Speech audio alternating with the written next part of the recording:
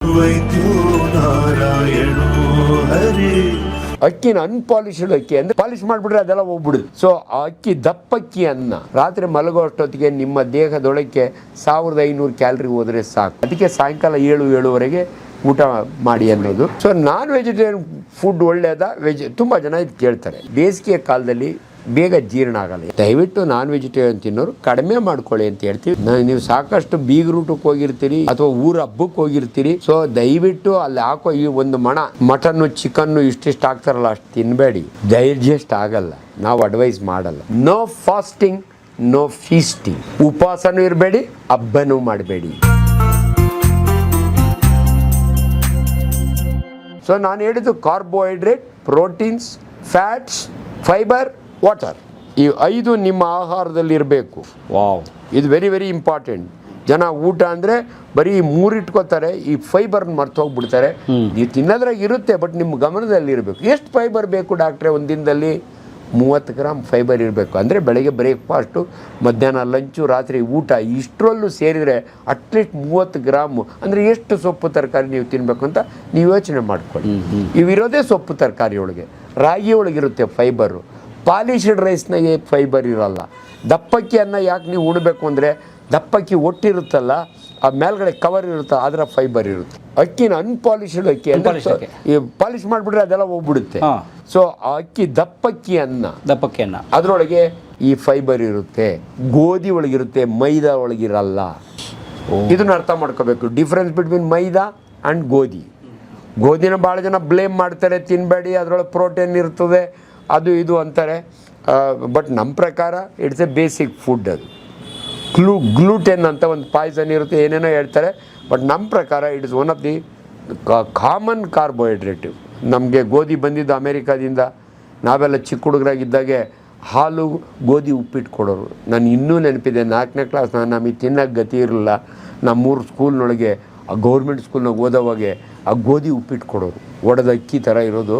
ಅದೇ ನಮ್ಮನ್ನು ಕಾಪಾಡ್ತಾ ಅವಾಗೆ. ಅದಕ್ಕೆ ನಾನು ಅದನ್ನು ಯಾವತ್ತೂ ಮರೆಯೋಂಗಿಲ್ಲ ಜೀವನದಲ್ಲಿ. ಆ ಹಾಲು ಫಾರಿನಿಂದ ಬರೋದು, ಅಮೇರಿಕಾದು ಇದು ಅಂತ ಹೇಳೋರು ಅದು. ಸೊ ನಿಮಗೆ ಬ್ರೇಕ್ಫಾಸ್ಟ್ ಮುಗಿಸ್ದೆ ನಾನು. 5 ಪಂಚಮಹಾಶಕ್ತಿಗಳು. ಬ್ರೇಕ್ಫಾಸ್ಟ್ ಮುಗಿದ ಮೇಲೆ ಇದನ್ನು ಯಾವತ್ತು ತಿನ್ನಬೇಕು, ಯಾವಾಗ ಲಂಚ್ ಎಷ್ಟೊತ್ತಿಗೆ ಮಾಡಬೇಕು? ಮಧ್ಯಾಹ್ನ 1ರಿಂದ 2 ಅದನ್ನು ಮಧ್ಯಾಹ್ನದ ಊಟ ಅಂತೀವಿ. ಯಾಕೆ ಡಾಕ್ಟ್ರೇ ಅಂದರೆ, ನೀವು ತಿಂದ ಆಹಾರ ನಿಮ್ಮ ಜಠರದಿಂದ 4 ಅವರ್ಸ್, ಬೆಳಗ್ಗೆ 9 ಗಂಟೆ ತಿಂದರೆ 9ರಿಂದ 10, 11, 12, 1 ಗಂಟೆ ಅಷ್ಟೊತ್ತಿಗೆ ನಿಮ್ಮ ಜಠರ ಖಾಲಿ ಆಗ್ಬಿಡುತ್ತೆ. 4 ಗಂಟೆ. ಅದು ಹೆಂಗೆ ಖಾಲಿ ಮಾಡುತ್ತೆ ಅನ್ನೋದೇ ನಿಮ್ಗೆ ಆಶ್ಚರ್ಯ. ದಬಕ್ಕಂತ ಹೋಗಲ್ಲ. ಎಷ್ಟು ಚೆನ್ನಾಗಿ ಅರಿಯುತ್ತೆ ಅಂದರೆ, ನಾವು ತಿಂದ ಆಹಾರನ ರಾಗಿ ಮುದ್ದೆನ ಗುಳುಮಂತ ನುಂಗಿರ್ತೀವಿ, ಅದನ್ನೆಲ್ಲ ಮಸಾಲೆ ಮಾಡುತ್ತೆ. ಈಗ ನಾನು ಹೇಳ್ತೀನಿ, ಊಟ ಉಂಡ ಮೇಲೆ ಅವ್ನು ಬಿರಿಯಾನಿ ತಿಂದ ಮೇಲೆ ಕಲ್ಲಂಗಡಿ ಹಣ್ಣು ತಿಂದಿದ್ದು ತಪ್ಪ?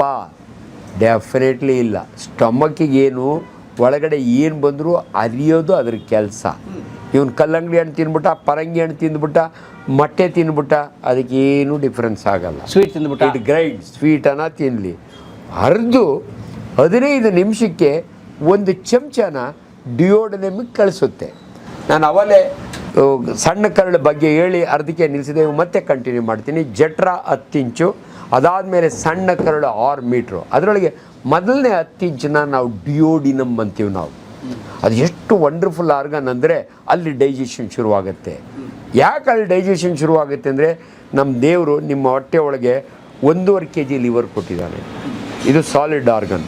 ಇದರಿಂದ ಬೈಲ್ ಪಿತ್ತ ಉತ್ಪತ್ತಿ ಆಗುತ್ತಲ್ಲ, ಅದು ಆ ಡಿಯೋಡಿನಮ್ಗೆ ಡಕ್ಟಿಂದ ಬಂದು ಬೈಲ್ ಡಕ್ಟಿಂದ ಅಲ್ಲಿ ಸುರಿಯುತ್ತೆ.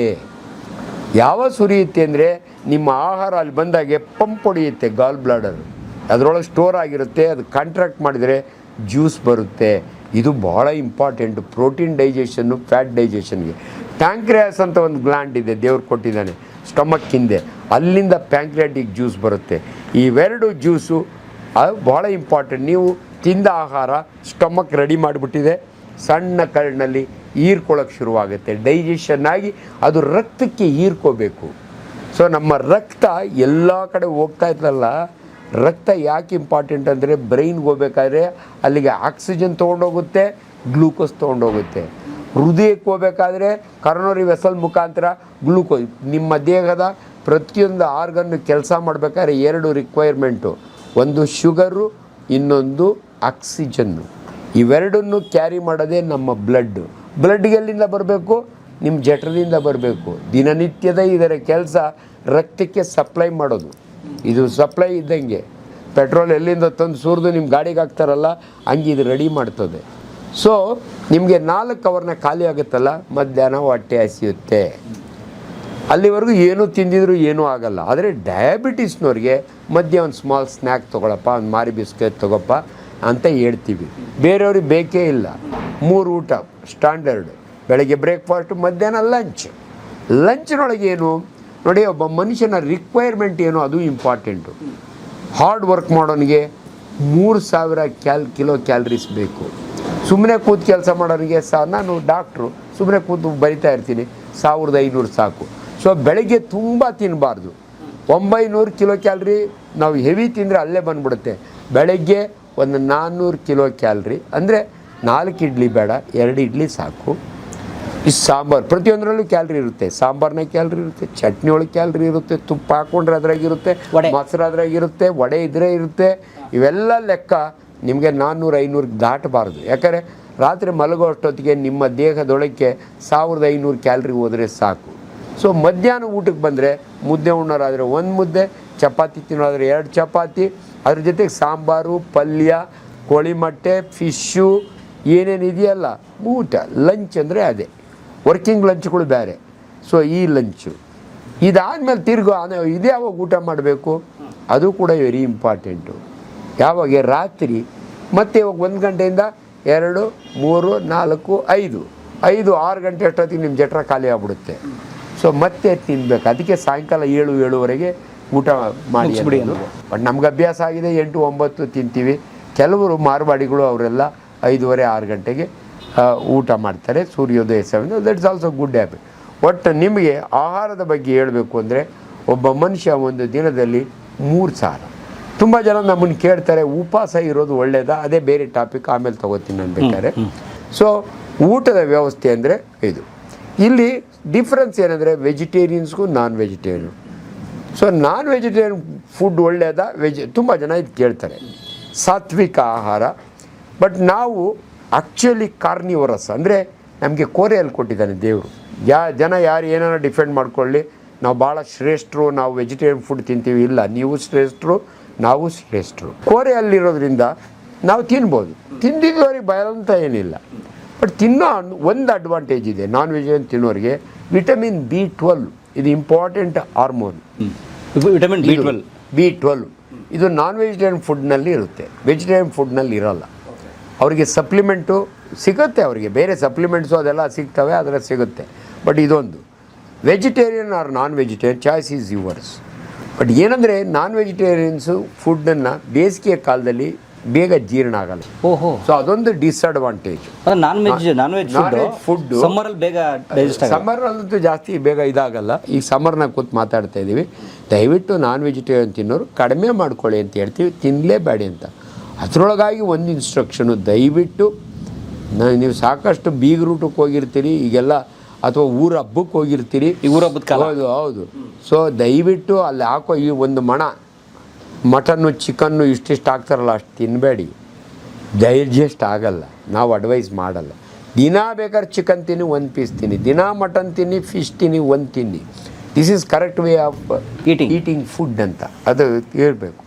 ಸೊ ಈ ಸಮಯದಲ್ಲಿ ಕೋಳಿ ಮೊಟ್ಟೆ, ವಿಶೇಷವಾಗಿ ನಾನು ಕೋಳಿ ಮೊಟ್ಟೆ ಬಗ್ಗೆ ಒಂದು ಮಾತು ಹೇಳ್ಬಿಡ್ತೀನಿ. ಕೋಳಿ ಮೊಟ್ಟೆನ ಯಾಕೆ ಇಂಪಾರ್ಟೆಂಟು ಅಂದರೆ, ಇದರ ಮಹತ್ವ ನನಗೆ ಗೊತ್ತಾಗಿದ್ದು ಅಂದರೆ, ಕರ್ನಾಟಕ ಸರ್ಕಾರ ಆಜೀಸ್ ಪ್ರೇಮ್ಜಿ ಆರ್ಗನೈಸೇಷನ್ನು ಸರ್ಕಾರಿ ಶಾಲಾ ಮಕ್ಕಳಿಗೆ 71 ಲಕ್ಷ ಕೋಳಿ ಮೊಟ್ಟೆ ಕೊಡ್ತಾರೆ ಒಂದು ದಿನಕ್ಕೆ. ಯಾಕಂದರೆ ಇದು ವೆರಿ ನ್ಯೂಟ್ರಿಷಿಯಸ್ ಫುಡ್, ಹಾಲು ಮತ್ತು ಮೊಟ್ಟೆ. ಅನ್ಫಾರ್ಚುನೇಟ್ಲಿ ಮಕ್ಕಳು ತಿನ್ನಲ್ಲ ಅಂದರೆ ತಪ್ಪು ಕಲ್ಪನೆಯಿಂದ ತಂದೆ ತಾಯಿಗಳು ಹೇಳಿ ನಾವು ಲಿಂಗಾಯತರು ತಿನ್ನಂಗಿಲ್ಲ ಅಂತಾರೆ, ನಾವು ಬ್ರಾಹ್ಮಣರು ತಿನ್ನಂಗಿಲ್ಲ ಅಂತಾರೆ, ಗೌಡರು ಶನಿವಾರ ತಿನ್ನ. ಅದಕ್ಕೆ ಇದ್ರ ಬಗ್ಗೆ ಒಂದು ಸ್ಟಡಿ ಮಾಡಿ, ನಾನು ಒಬ್ಬರು veterinary doctor from Shivamogga, veterinary physician, ಎಲ್ರಿಗೊಂದು ಮಾಹಿತಿ ಕೊಟ್ಟು, ಕೋಳಿ ಮೊಟ್ಟೆ 50 ಗ್ರಾಮ್ ಇರುತ್ತೆ, ನಾಟಿ ಕೋಳಿ ಮೊಟ್ಟೆ. ಫಾರ್ಮ್ ಮೊಟ್ಟೆ 55 ಗ್ರಾಮ್ ಇರುತ್ತೆ. ಈ ಮೊಟ್ಟೆ ಏನು ಬೇಯಿಸಿ ಕೊಡ್ತಾರಲ್ಲ ಶಾಲೆಗಳಿಗೆ, ಇದು ಅನ್ಫರ್ಟಿಲೈಸ್ಡ್ ಎಗ್, ಅದನ್ನು ಮರಿ ಮಾಡೋಕ್ಕಾಗಲ್ಲ. ಹಂಗಾಗಿ ಇದನ್ನು ವೆಜಿಟೇರಿಯನ್ ಫುಡ್ ಅಂತ ನಾವು ಕನ್ಸಿಡರ್ ಮಾಡ್ತೀವಿ.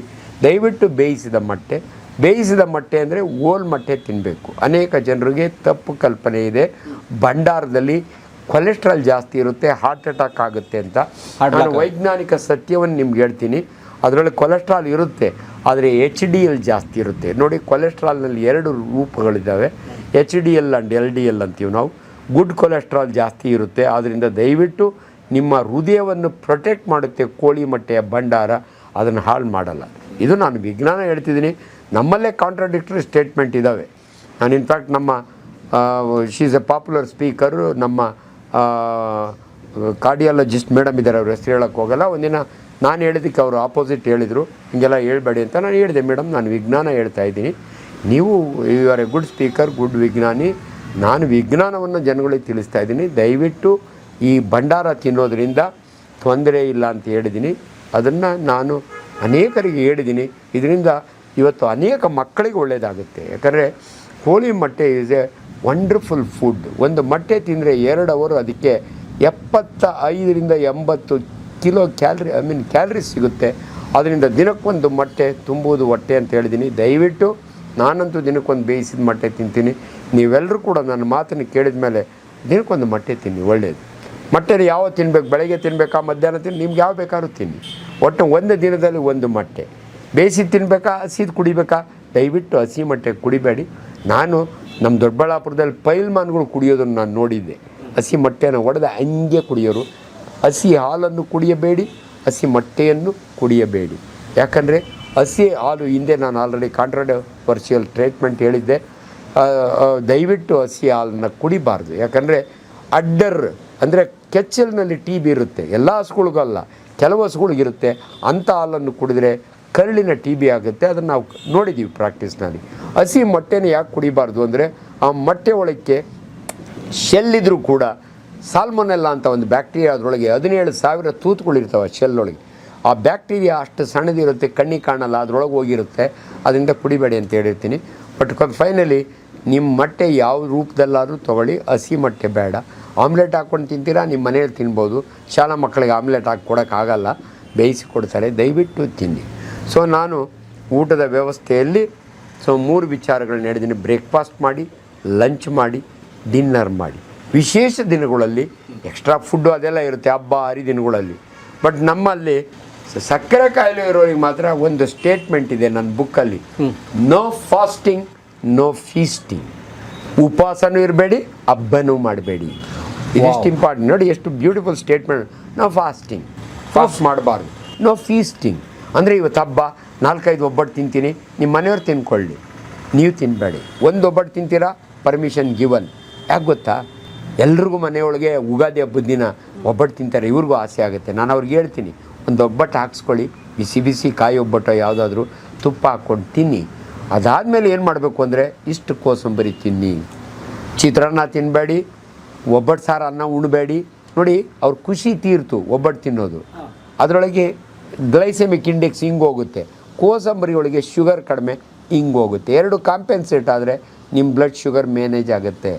ಸರ್, ಇದು ನಿಮ್ಮಂಥ ಮಾಧ್ಯಮದವ್ರ ಜೊತೆಯಲ್ಲಿ ನಾನು ಹಂಚಿಕೊಂಡ್ರೆ ಕೋಟ್ಯಾಂತರ ಜನಕ್ಕೆ ತಲುಪುವಂಥ ಸರಳವಾದ ಇನ್ಫಾರ್ಮೇಷನ್ ಇದು. ಅದಕ್ಕೆ ಕಲಾ ಮಾಧ್ಯಮದ ಪರಮೇಶ್ವರ್ ಜೊತೆಯಲ್ಲಿ ಮಾತನಾಡುವಾಗ ನಾನು ಓಪನ್ ಆಗಿ ಹೇಳ್ಕೊಳ್ತೀನಿ. ಸೊ ಇದು ಭಾಳ ಇಂಪಾರ್ಟೆಂಟ್. ನಿಮ್ಮ ಪ್ರೀವಿಯಸ್ ಎಪಿಸೋಡ್ಸ್ನ ನನಗೆ ತುಂಬ ಜನ ಫೋನ್ ಮಾಡ್ತಾರೆ, ಡಾಕ್ಟ್ರ್ ನನಗೆ ಉಪಯುಕ್ತವಾದ ಮಾಹಿತಿ ನೀವು ಕಲಾ ಮಾಧ್ಯಮದ ಮುಖಾಂತರ ಕೊಟ್ಟಿದ್ದೀರಿ, ಥ್ಯಾಂಕ್ಸ್ ಟು ಯು ಅಂತ ಹೇಳ್ತಾರೆ. ಸೊ ಆದ್ದರಿಂದ ದಯವಿಟ್ಟು ಇವೆಲ್ಲ ಇಂಪಾರ್ಟೆಂಟು. ಸೊ ಶುಗರ್ಗೆ no fasting, no feasting. No fasting, no feasting is very very important. ನೀವು ಹಬ್ಬನ ಮಾಡಬೇಡಿ. ಹಬ್ಬ ಅಂದರೆ ಚೆನ್ನಾಗಿ ಬೇರೆಯವ್ರು ತಿಂತಾರಲ್ಲ, ಇವತ್ತು ಉಗಾದಿ ಹಬ್ಬ ಅರ್ಧ ಡಜನ್ ಒಬ್ಬಟ್ಟು ತಿಂತೀನಿ, ನಾಳೆ ಹೊಸ್ತಡ್ಕೋ KGಗಟ್ಟಲೆ ಮಟನ್ ತಿಂತೀನಿ. ಇಲ್ಲ, ನೀವು ತಿನ್ನಿ. ನೋ ಫಾಸ್ಟಿಂಗ್, ನೋ ಉಪವಾಸ ಅಂತ ಮಾಡಬೇಡಿ. ಫೀಸ್ಟಿಂಗು ಇಲ್ಲ. ಫೀಸ್ಟಿಂಗ್ ಅಂದರೆ ತುಂಬ ಸ್ವೀಟ್ಗಳು ಅದೆಲ್ಲ ತಿನ್ನಬೇಡಿ. ಇದು very very clear message to diabetes ಇರೋರಿಗೆ. ಸೊ ಈ ರೀತಿ ಆಹಾರದ ಬಗ್ಗೆ ಯಾವ ಹಣ್ಣುಗಳು ತಿನ್ನಬೇಕು, ಇದು ಮೊನ್ನೆ ಎಪಿಸೋಡ್ ಆಗಿದ್ದಕ್ಕೆ ಆಲ್ರೆಡಿ ನಾನು ಬೇರೆ ಮಾಧ್ಯಮದಲ್ಲಿ ಮಾತಾಡಿದೆ. ನಿಮ್ಗೆ ಇದನ್ನು ಭಾಳ ನಿಮ್ಮ ಜೊತೆಲಿ ಮಾತಾಡೋಕ್ಕೆ ನನಗೊಂದು ಖುಷಿ. ಸ್ಪಷ್ಟ ಮಾಹಿತಿ ಕೊಡ್ತೀನಿ. ಇವಾಗ ಉದಾಹರಣೆ ಬಿರಿಯಾನಿ ತಿಂದು ಕಲ್ಲಂಗಡಿ ಹಣ್ಣು ತಿಂದಿದ್ದಕ್ಕೆ ಸತ್ತೋದ್ರ, ಸೊ ಇದು ನಾನ್ ವೆಜಿಟೇರಿಯನ್ ಫುಡ್ಡು, ಅದು ವೆಜಿಟೇರಿಯನ್ ಫುಡ್ಡು, ಎರಡು ಮಿಕ್ಸ್ ಆಗಿ ಏನಾದರೂ ಪಾಯ್ಸನ್ ಆಯಿತಾ? ಇಲ್ಲ. ಸಾವಿಗೆ ಕಾರಣ ಫುಡ್ ಪಾಯ್ಸನ್. ಫುಡ್ ಪಾಯ್ಸನ್ ಅಂದರೆ ಏನು ರೀ ಡಾಕ್ಟ್ರೇ? Very simple. ಮಾಡಿಕ್ಕಿದ ಅನ್ನವನ್ನು ಸರಿಯಾಗಿ ಪ್ರೊಟೆಕ್ಟ್ ಮಾಡಿದಿರ ಇಟ್ಟು ಅಲಸಿದ್ರೆ, ಅಥವಾ ಅದನ್ನು ತುಂಬ ಕೈ ಆಡ್ತಾರೆ ನೋಡಿ, ಈ ಮಾಸ್ ಕುಕ್ಕಿಂಗ್ ಮಾಡ್ತಾರಲ್ಲ ಜಾತ್ರೆಗಳೊಳಗೆ, ಅವ್ನು ಕೈ ಆಡ್ತಾನೆ ಇರ್ತಾನೆ, ಅದನ್ನು ಇದಾಗ್ತಾನೆ, ಅಲ್ಲಿ ಬಿದ್ದೋಗಿದ್ದಾನೆ, ಎತ್ತಾಗ್ತಾನೆ, ಕೈ ವಾಶ್ ಮಾಡಿರಲ್ಲ, ಎಲ್ಲೆಲ್ಲೋ ಕೆರ್ಕೋತಾನೆ, ಹಾಗಾಗ್ತಾನೆ. ಇವೆಲ್ಲ ಹಣೆ ಬರ, ಅರ್ಥ ಆಯ್ತಾ? ಅದರಿಂದ ಫುಡ್ ಪಾಯ್ಸನ್ ಆಗುತ್ತೆ. ಬಟ್ ಫುಡ್ ಪಾಯ್ಸನ್ ಅದರೆಲ್ಲ ಸತ್ತೋಗಲ್ಲ. ಇದನ್ನು ನಾನು ಜನಗಳಿಗೆ ಒಂದು ಒಳ್ಳೆ ಮಾಹಿತಿ ಹೇಳ್ತೀನಿ. ಮ್ಯಾಕ್ಸಿಮಮ್ ಏನಾಗುತ್ತೆ, ಗ್ಯಾಸ್ಟ್ರೋಎಂಟ್ರಿ ವಾಂತಿ ಭೇದಿಗಳು ಶುರುವಾಗ್ತವೆ.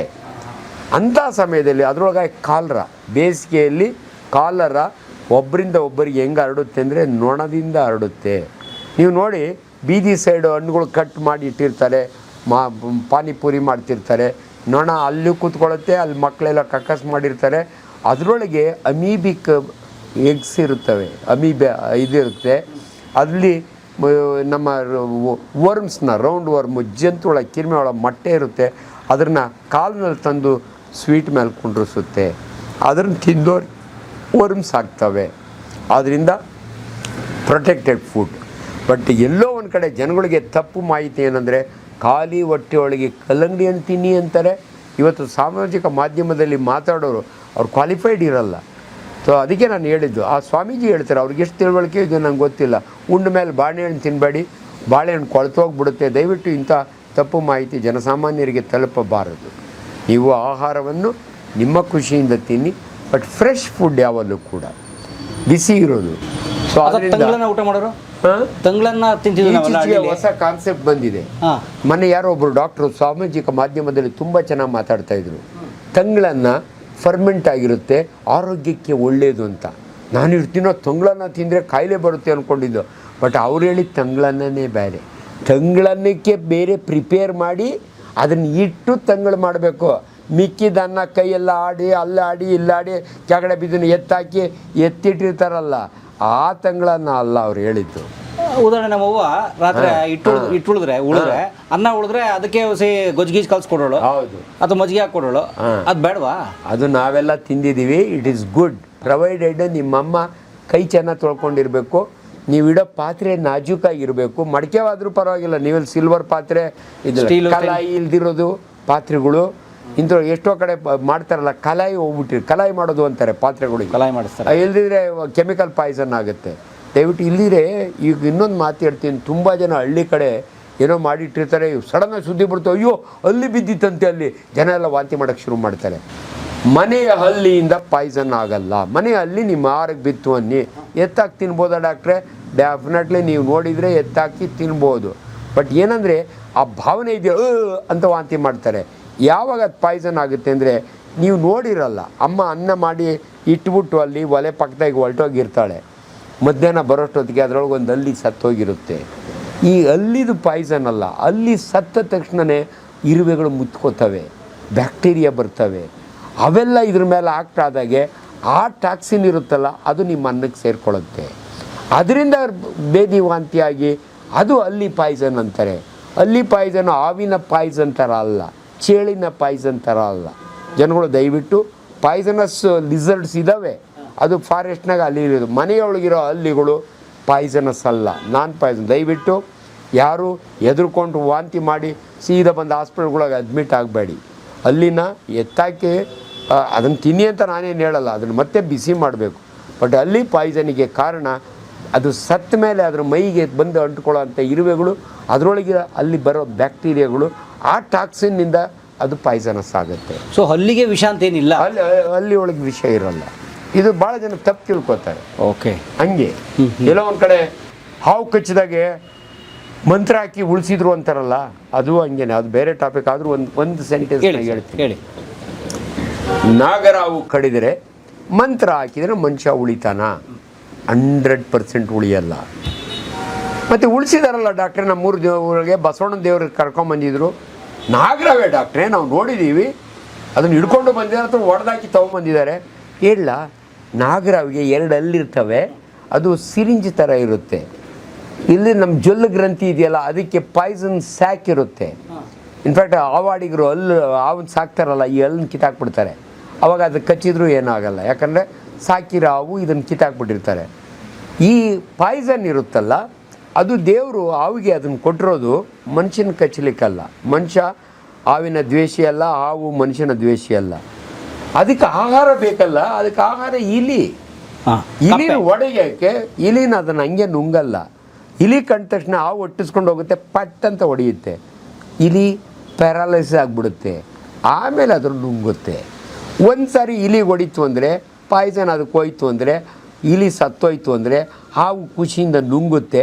ನುಂಗಿದ್ದಾದಮೇಲೆ ಮೆಲ್ಲಗೆ ಒಳದಲ್ಲಿ ತೆವಳ್ಕೊಬರ್ತದೆ, ಅಲ್ಲೆಲ್ಲಾದ್ರೂ ಪಚ್ಚಳನ ಅಂತ. ಇದ್ರ ಉತ್ತಕ್ಕೆ ಹೋಗ್ಬೇಕು, ಇದ್ರ ಅಲ್ಲೆಲ್ಲ ಮಲ್ಕೋತದೆ, ಹುಲ್ಲು ಎಲ್ಲ ಮರದ ಸೊಂದಾಗ ಮಲ್ಕೋ. ಆ ಟೈಮ್ನ ಪಾಪ ರೈತ ಹೊರೆ ಹೊತ್ಕೊಂಡು ಬರ್ತಾ ಇರ್ತಾನೆ, ನೋಡಿರಲ್ಲ, ಬಂದು ಬಾಲ ತುಳಿತಾನೆ. ಹಾವಿಗೆ ಬಾಗಿಲೇ ಹೋಗ್ಬಿಡುತ್ತೆ, ಯಾವ ನಾನು ನೋಡೋಕೆ ಬಂದವನಂತ ತಿರುಗಿ ಪಟ್ ಅಂತ ಹೊಡೆಯುತ್ತೆ. ಆದರೆ ವಿಷ ಇಲ್ಲ. ಇದನ್ನು ನಾವು ಡ್ರೈ ಬೈಟ್ ಅಂತೀವಿ, ಯಾಕಂದರೆ ವಿಷ ಆಲ್ರೆಡಿ ಇಲಿ ಒಳಗೆ ಹೊರಟೋಗಿದೆ. ಹಾವಿಗೆ ತಿರುಗಿ ಇನ್ನೊಂದು ಇಲಿ ಬೇಕಾಗಿರೋದು ಆಫ್ಟರ್ 4 hours. ಮನುಷ್ಯನ ಥರ ಸಿಕ್ಕಿದ್ದೆಲ್ಲ ತಿನ್ನಲ್ಲ ಹಾವು. ತಾನು ಒಂದು ಸಾರಿ ಹೊಟ್ಟೆ ತುಂಬಿದ ಮೇಲೆ ನೆಕ್ಸ್ಟ್ ಹಸಿವೆ ಆದಾಗೆ ಅದು ತಿನ್ನೋದು. ಸೊ ಈಗ ಹೊಡೆದಾಗ ಏನಾಗುತ್ತೆ, ಇನ್ನೂ ಪಾಯ್ಸನ್ ಉತ್ಪತ್ತಿ ಆಗಬೇಕು, ಸೆಕ್ರೆಟ್ ಆಗುತ್ತೆ, ಸಾಯಂಕಾಲದ ಹೊತ್ತಿಗೆ ನೋಡ್ಕೊಳುತ್ತೆ, ಅದು ರೆಡಿ ಆಗುತ್ತೆ. ಸರ್ ಅಂದರೆ ತುಂಬ್ಕೋತಾರಲ್ಲ ವಿಷ, ಇಲ್ಲ ಟೈಮ್ ಬೇಕು. ಯಾಕಂದ್ರೆ ಅದಕ್ಕೆ ಸಮಯ ಬೇಕಲ್ಲ. ಈ ಇಮಿಡಿಯೇಟ್ಲಿ ತುಂಬ್ಕೊಂಡು ಇನ್ನೊಂದು ಇಲಿ ಹೊಡೆಯೋದಿಲ್ಲ ಅದು. ಸೊ ಅದು ನೇಚರ್ ಡಿಸೈನ್ ಹಂಗೆ ನೇಚರ್ ಡಿಸೈನ್, ಅದಕ್ಕೆ ಬೇಕಾಗಿರೋದು ಹಂಗೆ. ಆ ಟೈಮ್ನಾಗ ಇವ್ನು ಹೊಡಿತದೆ ಅಂದ್ಕೊಳ್ಳಿ, ಅಲ್ಲೂ ಮಾರ್ಕ್ ಬೀಳುತ್ತೆ, ಆದರೆ ವಿಷ ಹೋಗಲ್ಲ. ಇದಕ್ಕೆ ನನ್ನ ಭಾಷೆಯಲ್ಲಿ ಡ್ರೈ ಬೈಟ್ ಅಂತೀವಿ. ಹಾವು ಕಚ್ಚಿದೆ, ಪಾಯ್ಸನ್ ಇಲ್ಲ, ಇದಕ್ಕೆ ಡ್ರೈ ಬೈಟ್ ಅಂತೀವಿ ನಾವು. ಈ ಹಾವಿಗೆ ಮಂತ್ರ ಹಾಕಿದರೆ ಉಳ್ಕೋತಾನೆ. ಮಂತ್ರವಾದಿ ಅಲ್ಲ, ನೀವೇ ಬೇಕಾದ್ರೆ ಪ್ರಾಕ್ಟೀಸ್ ಮಾಡಿ. ಗೊತ್ತಾಯಿದೆ ನೋಡಿ, ಹೆಂಗಿದೆ ನೋಡಿ ವಿಜ್ಞಾನ. ಅದಕ್ಕೆ ಎಲ್ಲೋ ಒಂದು ಕಡೆ ವಿಜ್ಞಾನದ ಹೆಸರಿನಲ್ಲಿ ಮೋಸಗಳು ಭಾಳ ನಡೀತವೆ. ವೈಜ್ಞಾನಿಕವಾಗಿ ಮಾತಾಡ್ತೀನಿ ಅಂತಾರೆ, ಇಲ್ಲ, ಅದು ತಪ್ಪು ಮಾಹಿತಿ ಇರುತ್ತೆ. ಮಾಹಿತಿ ಕರೆಕ್ಟಾಗಿರಬೇಕು. ಸೊ ಅದರಿಂದ ಇವತ್ತು ಊಟದ ಮುಗಿಸೋಣ. ಸೊ ಎಲ್ಲೋ ಒಂದು ಕಡೆ ಮನುಷ್ಯ ಭಾಳ ಚೆನ್ನಾಗಿ ಹೇಳಿದಾರ್ರಿ. ಅದೇ ಫುಡ್ ಪಾಯ್ಸನ್ ಬಗ್ಗೆ ಹೇಳ್ತೀವಿ. ಎಷ್ಟು ಚೆನ್ನಾಗಿ ಹೇಳಿದಾರ್ರಿ. ಊಟ ಬಲ್ಲವನಿಗೆ ರೋಗವಿಲ್ಲ, ಸರಿಯಾಗಿ ಊಟ ಮಾಡಿದವನಿಗೆ ಕಾಯಿಲೆ ಬರಲ್ಲ. ಊಟ ಅಂದರೆ ನಾನು ಅವಲೇ ಹೇಳ್ದಂಗೆ ಬರೀ ರಾಗಿ ಮುದ್ದೆ, ಅನ್ನ, ಚಪಾತಿ ಅಲ್ಲ. Carbohydrate, proteins, fats, fibre, water, ಇವಿಷ್ಟನ್ನು ಒಳ್ಳೆಯ ರೂಪದಲ್ಲಿ. ಹಣ್ಣುಗಳು ಎಷ್ಟು ಇಂಪಾರ್ಟೆಂಟ್ ಅಂದರೆ, ಹಣ್ಣುಗಳ ಬಗ್ಗೆ ಸೀಸನಲ್ ಫ್ರೂಟೇ ಯಾಕೆ ತಿನ್ನಬೇಕು ಡಾಕ್ಟ್ರೇ? ಈ ಟೈಮಲ್ಲಿ ಹಲಸಿನ ಹಣ್ಣು ತಿಂದರೆ ಏನಾಗುತ್ತೆ? ಏನೂ ಆಗಲ್ಲ. ಈ ಬೇಸಿಗೆ ಹಲಸಿನ ಬರುತ್ತೆ ತಿನ್ನಿ. ಸಪೋಸ್ ಅನ್ಸೀಸನ್ ಮಾವಿನ ಹಣ್ಣು ಬರುತ್ತೆ ತಿನ್ನಿ, ಅಥವಾ ಚೇಪೆಕಾಯಿ ಸೀಸನ್ ಫ್ರೂಟ್ ಅಲ್ಲ, ಥ್ರೂಔಟ್ ಇರುತ್ತೆ ತಿನ್ನಿ. ಜನ ಏನು ಹೇಳೋದು, ಸೀಸನಲ್ ಫ್ರೂಟ್ ಯಾಕೆ ತಿನ್ನಬೇಕಂದ್ರೆ ಈಸಿಲಿ ಅವೈಲೇಬಲ್. ನೋಡಿ ಬೇಸಿಗೆ ಒಳಗೆ ಕಲ್ಲಂಗಡಿ ಹಣ್ಣು ಎಲ್ಲ ಕಡೆ ಬೆಳೀತಾರೆ, ಚೀಪಾಗಿ ಸಿಗುತ್ತೆ, ತಿನ್ನಿ. ಓನ್ಲಿ ಥಿಂಗ್ ಅನ್ಫಾರ್ಚುನೇಟ್ಲಿ ನಾನೊಬ್ಬ ರೈತನ ಮಗ, ಹೆಮ್ಮೆಯಿಂದ ಹೇಳ್ಕೊಳ್ತೀನಿ, ನಾವು ಬೆಳೆದ ಆಹಾರಗಳಲ್ಲಿ ಏನೂ ಕಲ್ಮಶ ಇರಲ್ಲ, ಕಲುಷಿತ ಇರಲ್ಲ. ಆದರೆ ಯಾವನೋ ತೊಗೊಂಬರ್ತಾನಲ್ಲ ಮಧ್ಯವರ್ತಿ ವ್ಯಾಪಾರಿ, ಅವನದ್ರೊಳಗೆ ಇಂಜೆಕ್ಟ್ ಮಾಡ್ತಾನೆ. ಕೆಂಪಗಿರ್ಲಿ ಹಣ್ಣು ಅಂತ ಮೋಸ ಮಾಡಲಿಕ್ಕೆ ಇಂಜೆಕ್ಟ್ ಮಾಡ್ತಾನೆ. ಇವನು ಇಂಜೆಕ್ಟ್ ಮಾಡಿದಾಗ ಕೆಮಿಕಲ್ ಪಾಯ್ಸನ್ ಇರ್ಬೋದು, ಮೆಟಲ್ಸ್ ಇರ್ಬೋದು, ಇವನ ಕೈ ಗಲೀಜಿದ್ರೆ ಬ್ಯಾಕ್ಟೀರಿಯಾನೂ ಒಳಗೆ ಹೋಗುತ್ತೆ. ಸೊ ಯಾವುದಾದ್ರೂ ಹಣ್ಣು ತಿಂದು ಯಾವನಿಗಾದರೂ ಏನನ್ನ ಹೆಚ್ಚು ಕಮ್ಮಿ ಆಗಿದೆ ಅಂದರೆ ಇದು ಮಧ್ಯವರ್ತಿಗಳ ತಪ್ಪಿನಿಂದ, ಕುತಂತ್ರದಿಂದ ರೈತನಿಗೆ ಆ ಬ್ಲೇಮ್ ಬರುತ್ತೆ. ಹಂಗಾಗಬಾರ್ದು. ಆಮೇಲೆ ಭಾಳ ಚೆನ್ನಾಗಿ ಹಿರಿಯರು ಹೇಳಿದ ಒಂದು ಮಾತು ನನಗೆ ಯಾವಾಗಲೂ ಖುಷಿ ಅನಿಸುತ್ತೆ. ಅಲ್ಲಿ ಹಸಿದಾಗ ಹಲಸು ತಿನ್ನು, ಉಂಡ ಮೇಲೆ ಮಾವು ತಿನ್ನು ಅಂತಾರೆ. ಹಲಸಿನ ಹಣ್ಣೊಳಗೆ ಕ್ಯಾಲ್ರಿ ಜಾಸ್ತಿ ಇರುತ್ತೆ. ಹಸಿದಾಗ ನೀವು 4 ತೊಳೆ ತಿಂದರೆ ಅವನಿಗೆ ತಾಮಸ ಆಗುತ್ತೆ, ಹೊಟ್ಟೆ ಹಬ್ಬ ಅನಿಸುತ್ತೆ. ಡಯಾಬಿಟೀಸ್ನೊಳಗೆ ಶುಗರ್ ಲೆವೆಲ್ ಕಡಿಮೆ ಆದ ನಾನು ಹೇಳ್ತೀನಿ 2 ಹಲಸಿನೊಳಗೆ ತಿನ್ನಿ ಅಂತೀನಿ, ಒಂದು ಚಾಕ್ಲೇಟ್ ಬಾಯಿಗೆ ಹಾಕ್ಕೊಳ್ಳೋದ್ರ ಬದಲು ಇದು ತಿನ್ನಿ ಅಂತೀನಿ. ಆದ್ದರಿಂದ ಹಣ್ಣುಗಳ ಬಗ್ಗೆ ಬಂದಾಗೆ ದಯವಿಟ್ಟು ಹಣ್ಣುಗಳನ್ನು ನಿಮ್ಗೆ ಯಾವಾಗ ಇಷ್ಟ ಬರುತ್ತೋ ಅವಾಗ ತಿನ್ನಿ. ಸಕ್ಕರೆ ಕಾಯಿಲೆ ಇರೋರು ಹಣ್ಣು ತಿನ್ಬೋದಾ ಡಾಕ್ಟ್ರೆ?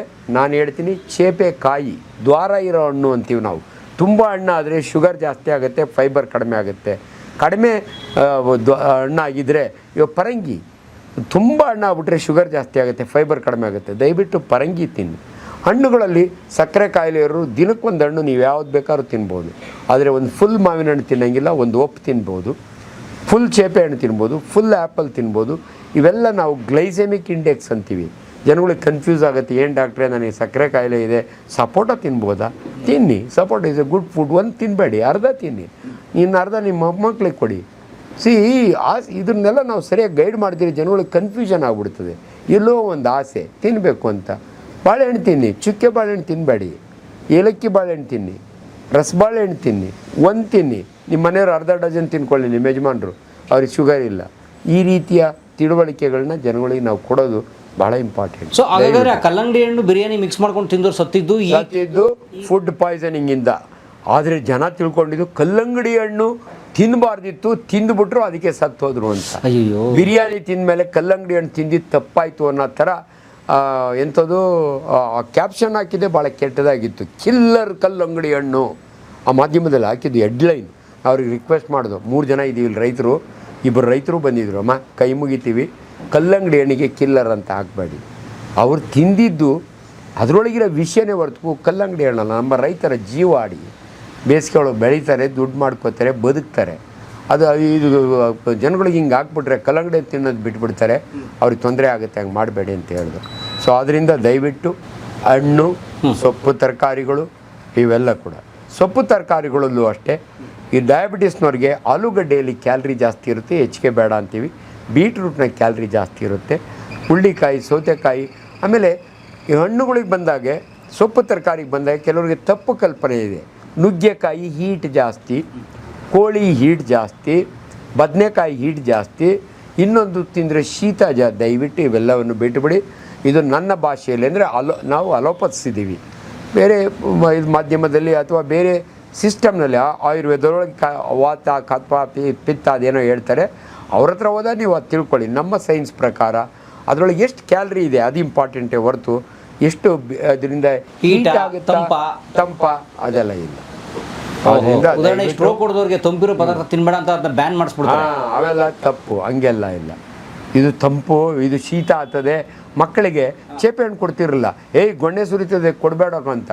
ನಾನು ಅವ್ರಿಗೆ ಹೇಳಿದ್ದೀನಿ, ಅಮ್ಮ ಗೊಣ್ಣೆ ಸುರಿಯೋ ಕಾಲದಲ್ಲಿ ಚೇಪೆ ಹಣ್ಣು ಹುಟ್ಟುತ್ತೆ, ಚೇಪೆ ಹಣ್ಣು ತಪ್ಪಲ್ಲ. ಅದು ಹಳ್ಳಿ ಕಡೆ ಗಾದೆಗಳು ಎಷ್ಟು ಚೆನ್ನಾಗಿ ಮಾಡಿದ್ದಾರೆ ಅಂದರೆ, ಹಸಿಗೆ ಜ್ವರ ಬಂದರೆ ಎಮ್ಮೆಗೆ ಬರೆ ಎಳಿತಾರಂತೆ. ಅದೇ ಥರ ಹಸಿಗೆ ಜ್ವರ ಬಂದರೆ ಎಮ್ಮೆಗೆ ಬರೆ ಎಳಿತಾರಂತೆ. ಅದೇ ಥರ ನೀವು ಗೊಣ್ಣೆ ಸುರಿತಾ ಇದೆ ಅಂತ ಚೇಪೆ ಹಣ್ಣಿಗೆ ಬರೆ ಎಳಿಬೇಡಿ. ಈ ಮಾತನ್ನು ಕೇಳಿ ನೀವು ನಿಜವಾಗ್ಲೂ ಕೇಳಿ. 10-15 ವರ್ಷದಿಂದ ನಾನು ಇದನ್ನು ಎಷ್ಟು ಪಾಪ್ಯುಲರೈಸ್ ಮಾಡಿದ್ದೀನಿ ಅಂದರೆ, an apple a day keeps a doctor away ಅಂತ ಎಲ್ಲರೂ ಹೇಳೋರು. ನಾನು ಹೇಳಿದ್ದೀನಿ, ಈ ಚೇಪೆ ಹಣ್ಣು a day can keep 6 doctors away. ಒಂದು ಚೇಪೆ ಹಣ್ಣು ಅಷ್ಟೊಂದು ಇಂಪಾರ್ಟೆಂಟು.